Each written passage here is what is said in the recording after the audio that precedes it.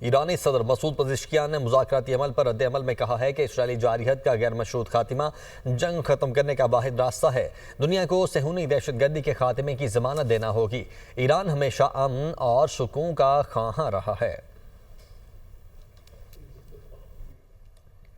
ایرانی صدر Masoud Pezeshkian نے مذاکراتی عمل پر رد عمل میں کہا ہے کہ اسرائیلی جارحیت کا غیر مشروط خاتمہ جنگ ختم کرنے کا واحد راستہ ہے۔